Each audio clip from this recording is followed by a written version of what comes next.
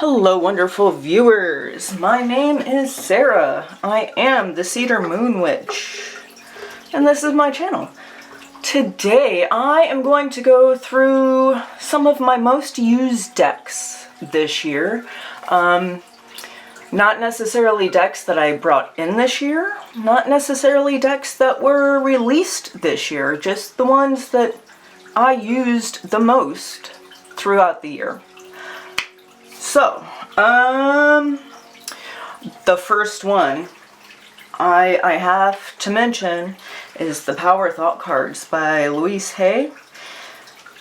I used these cards almost every morning to pull a card while I was drinking coffee. I would pull a tarot reading, a morning tarot reading, and then I would pull one of these next to it, and I would keep this in my planner. Throughout most of this past year, I worked in a bullet journal, so I would just keep this in my bujo, and I liked it. It brought a lot of clarity. You know, sometimes when you pull, like, I am willing to let go, when you pull this card at 6 in the morning, and then by lunchtime your day is on the downhill, you know, to open up your planner or your journal or whatever and see, I'm willing to let go. Ha! Okay, thank you. So it was just a good little deck. A nice little reminder on each card that was really, really appropriate. Every time I would pull a card, it was appropriate for the day and for whatever was going on in my day. So I didn't necessarily use it for predictive readings, but in a sense, it turned into predictive readings. All is well in my world. We will leave it there, because that's a good card to leave it on. So that is the Power Thought cards by Louise Hay in the nice little velvet pouch. So that was the first deck that I used the most this year.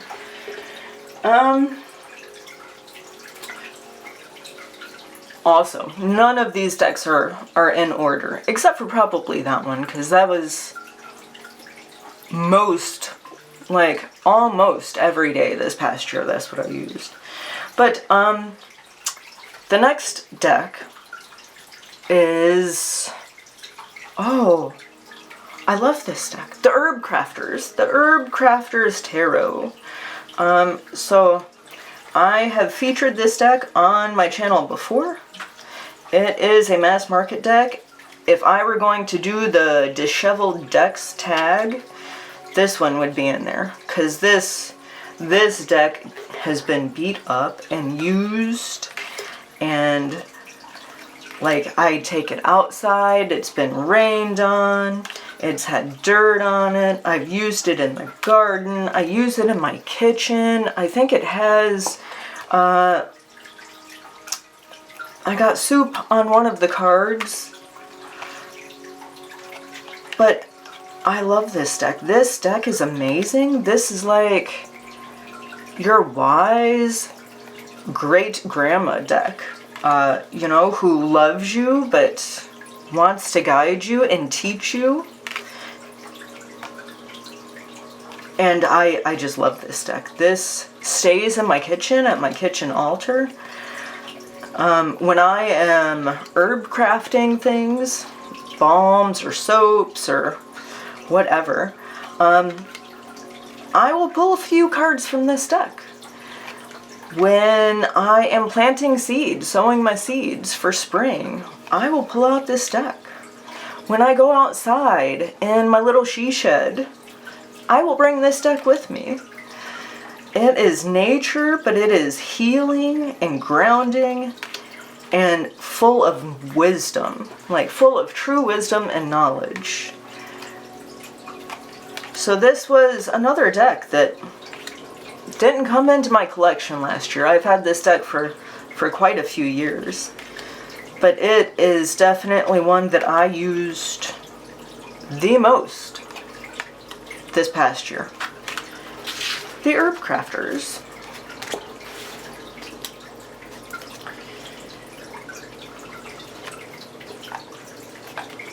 My little crochet pouch. I was a little loose in my crocheting. But that one. Let me see. Another deck that I used a lot this year is the Robinwood Tarot. This is just a mass market deck out by Llewellyn, still available, and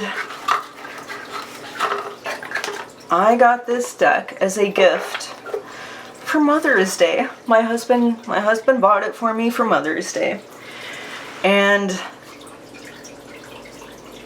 I was honestly surprised. He's bought me one deck, but that's only because he lost a bet. But he bought this deck for me.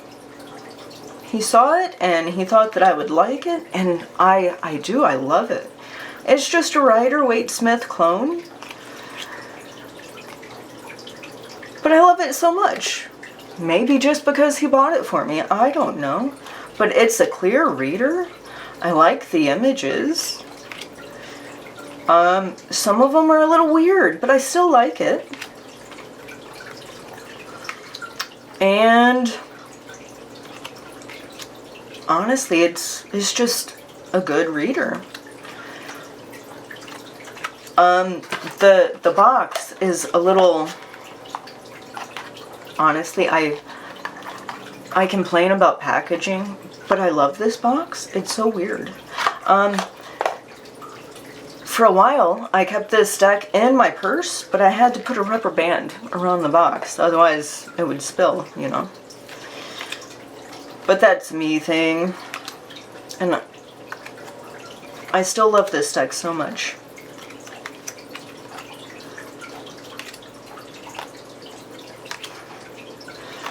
Okay, I'm sorry.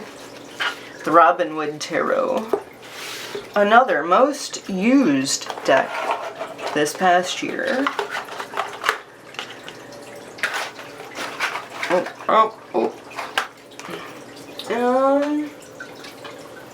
Let me see. I guess I will bring out the Telezma Tarot.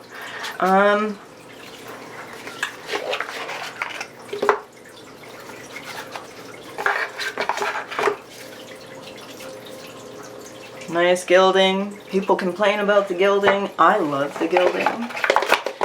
Shiny and gaudy and full of 90s goodness. I love it. Those are the backs. This is a huge deck. But I like oddly shaped decks. That's a me thing. So this is a Thoth-based deck. And I really jive with Thoth-based decks. I like the way that Thoth interprets the cards. It lines up more with just how I would intuitively read the cards. But this deck especially just has so much going on. And this deck is great for motivation. This deck will tell me to get up and go do the thing. And I will be like, but I am scared to do the thing. And it'll be like, you know, buckle up, Buttercup, go do the thing. This deck will be on my shelf. And this is one of the decks that will call me. Like if I haven't used it in a while, this deck will call me. So, I use this deck quite a lot, because even when I'm not using this deck is calling to me. That might sound crazy, and maybe it is, but it does. And so I use this deck a lot.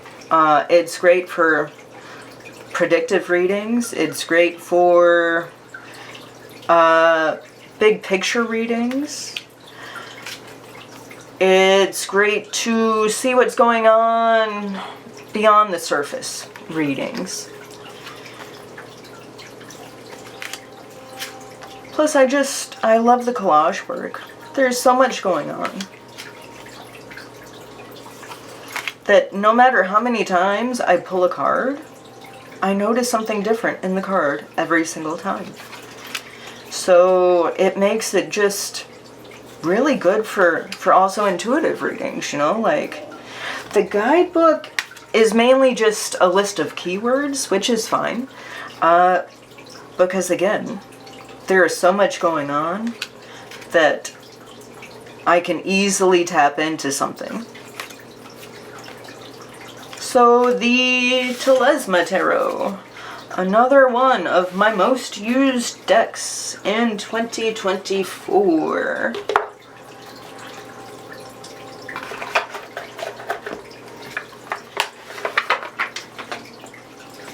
And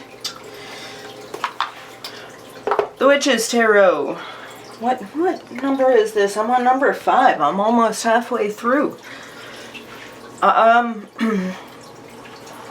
The Witch's Tarot. This deck is powerful. This is a stand in your personal power sort of deck. This is a witchy deck. This is also an indie deck. Yeah.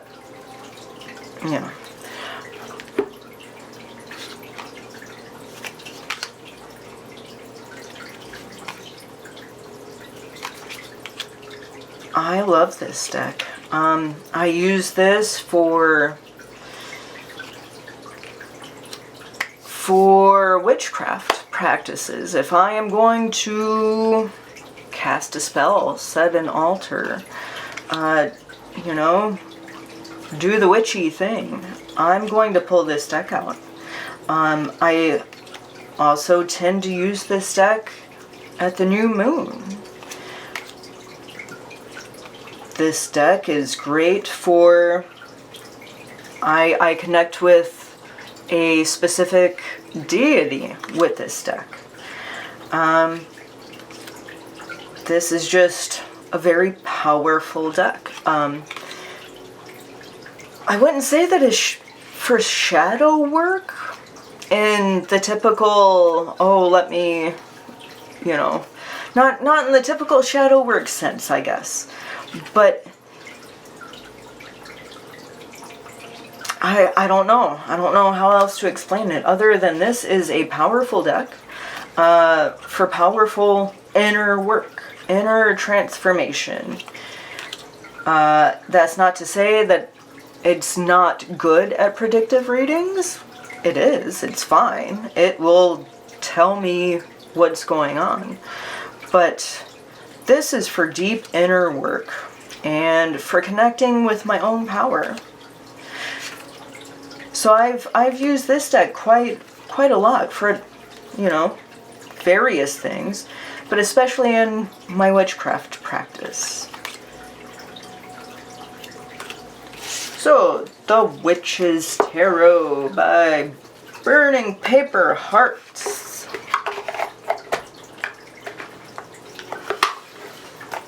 Let me see. Another one that I go to consistently. It's a favorite in my practice. It is one of my forever soul decks, and it is Spolia. You can look and see how well worn this copy is, because I love her. This deck is wonderful for just where the Witch's Tarot is, you know, a digging deep and connecting with your power in a empowering, putting it out there sort of way. This is a lot more chill, a lot more easygoing, but it still reminds me that I am a powerful person, that I can influence my own life however I want to. And I love it for that. Because no matter what's going on, it will tell me the truth and it will empower me. But it won't roast me while it does it, I guess. It'll call me out for sure. But it'll still do it in like a friendly sort of way. Does that even make sense?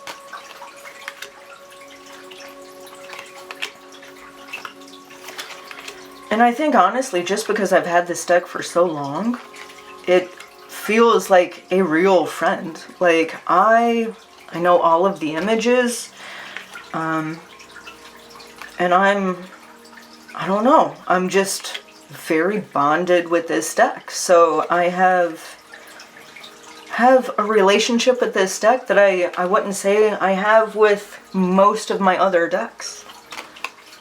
And we're going to leave it there at the Sun with the Spolia. Another one of my most used decks this year.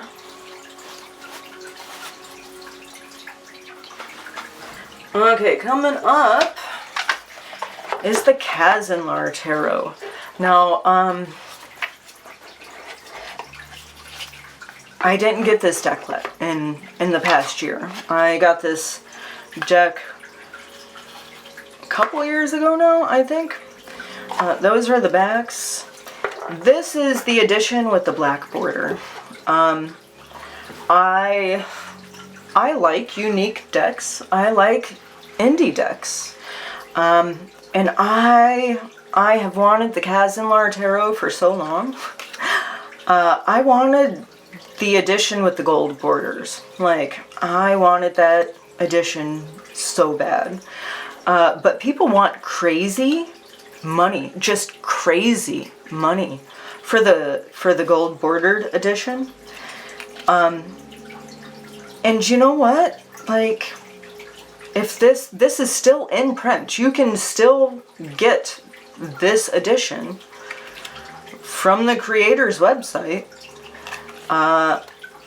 for like substantially less money than you can get the gold bordered edition with. And you know what? I honestly prefer, now that I have this deck, I'm glad that I didn't spend the $800 or $900 or $1,000 that people were asking for the gold bordered version, because you know what? Black borders go with everything. So that's a little rant about the Kazanlar Tarot. But I love this deck. There's a lot going on. There's a lot going on in the artwork. You have, astrological associations. You have Hebrew letters. You have playing card associations. You have elemental associations. You have upright and reversed associations.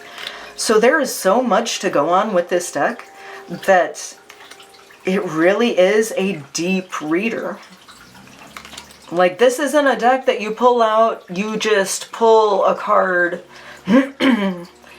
and, boom, this is what it means. It can be, any deck can be that. But I honestly think that, like, if you're going to pull a card, pull in the story from the artwork. Pull in the associations, right? Use all of that to help guide you to the meaning that the card is trying to convey to you. And when you really put forth the effort like that, it pays off in a big way. You get some really profound readings that have the potential to really shake you and your understanding of your world or your situation in a way that you wouldn't have if you just pulled the Four of Swords and you said, oh, good, I get to go take a nap, right? So this, I love this deck. It's a wonderful deck. It's very deep, and it is one that I go to a lot, and that I have gone to a lot, and that I imagine I will continue to go to A lot. So the Kazanlar Tarot.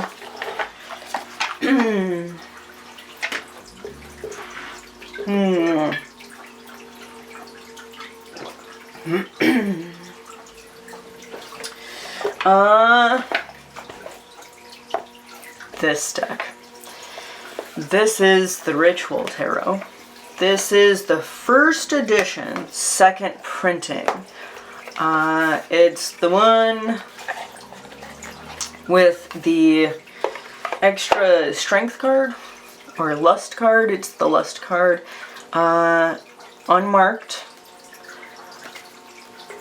I got this deck, and I don't know, last year, 2023, I think I got this deck.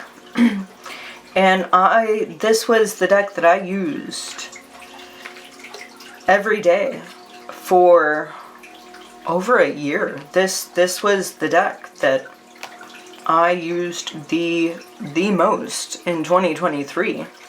And while I did expand my practice, you know, like our love affair, you know, like the honeymoon period kind of wore off. But this deck is still such an integral part of my practice. It really is. I know every card. There was no question. Oh my God, I won't remember that this is the King of Wands, but I do remember that this is the King of Wands. And even if I didn't remember right away that this was the King of Wands, I mean, I could infer that this is a powerful, fiery energy. Seven of Cups. I love this Seven of Cups. It's the pipe dream card. And I like that take on the Seven of Cups. Debauchery, right? Too much of a good thing.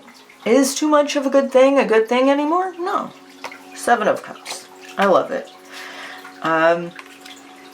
I've used this deck for just general daily readings. I've used this deck for predictive readings. I've used this deck in decision making. I have read for others with this deck, and they have told me that it was a profound reading. This deck got a lot of flack, but I love it. It's a powerful, wonderful deck. And kind of like with the Spolia, where it's a friend. This deck is a friend. In a little bit more of a shadowy sort of way than the Spolia, maybe. But it also encourages tapping into my own power.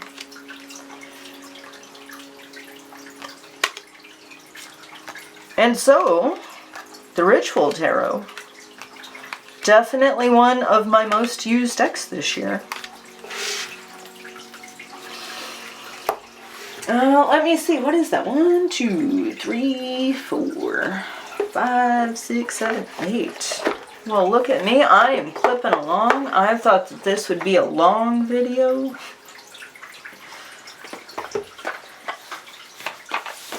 Oh no! Snap! Everything went boom!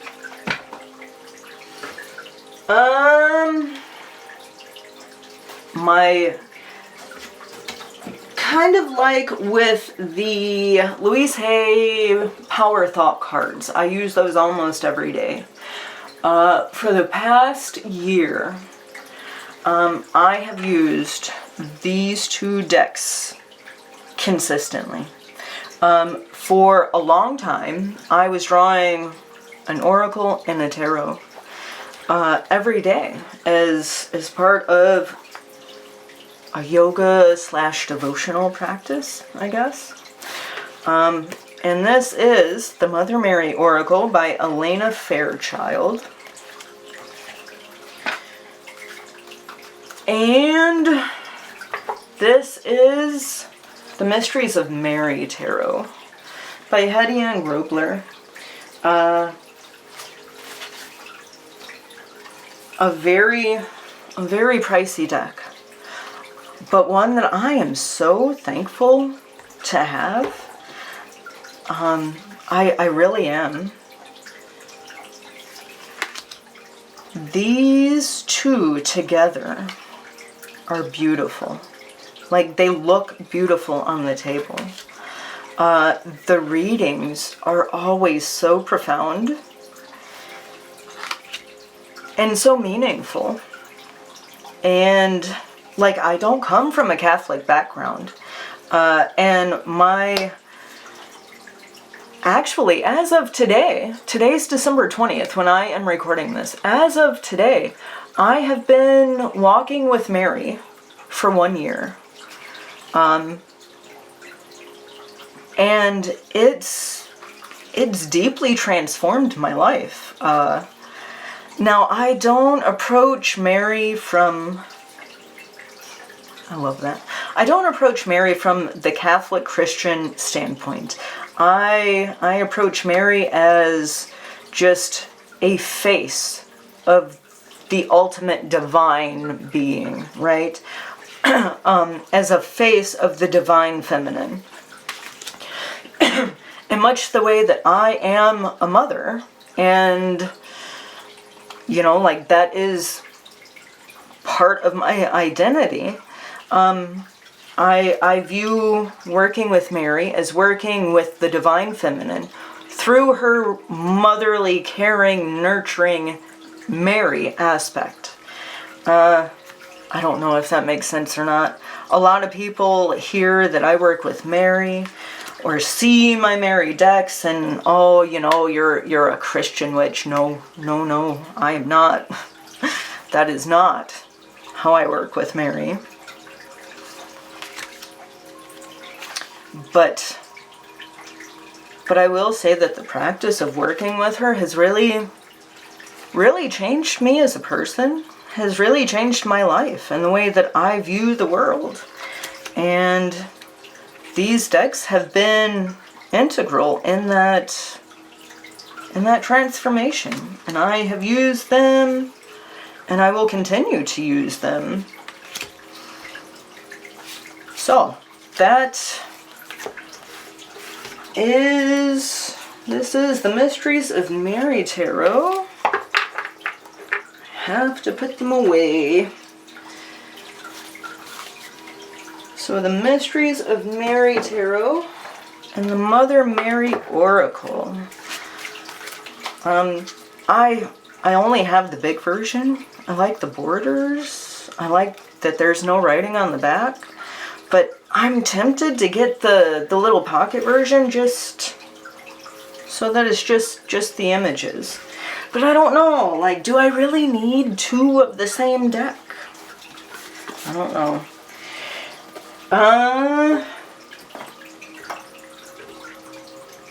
Ooh, I know. Okay, and let's see. So those were my 10 most used decks. And now, I'm doing a giveaway. I am going to give away this copy of the Death Doula Oracle.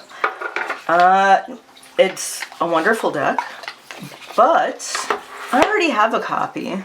I got this copy and I bought a lot of decks, like a lot, you know, of decks on eBay, and this was one of the decks that came in the package, but I already have it.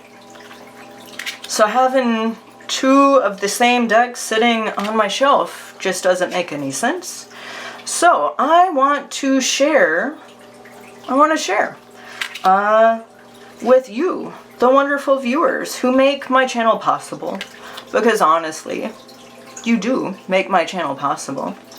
The only requirements for entering the giveaway is that you like the video, you subscribe to my channel, and you leave a comment telling me why you want the Death Doula Oracle. I don't need like a dissertation. What would you pair it with? What would you use it for? I mean, it can be just as simple as it's gorgeous and I want to try it, you know? But just leave a comment and tell me why. Why do you want a chance to win this deck? I will ship anywhere that it is legal for me to ship a divinatory deck, because there are some countries where it is illegal and I do not want to break any laws. Also, I'm going to say that you have to be 18 because I don't want your parents coming after me if they are not on board, right? So you have to be 18 and you have to live in a country that I can ship to legally. I'm in the US. I will ship anywhere. If you win the deck, you win the deck, and I will send it to you. I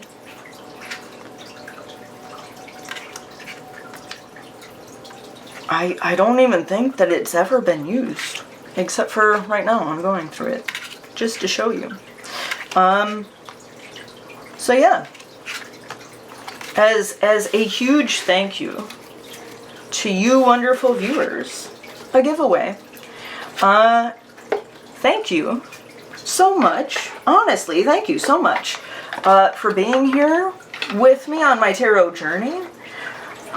Bless you. Honestly, bless you. It means the world to me that you take the time and spend it with me. So, like, subscribe, leave a comment. If you want to be entered to win the Death Doula Oracle, let me know why you want to win it.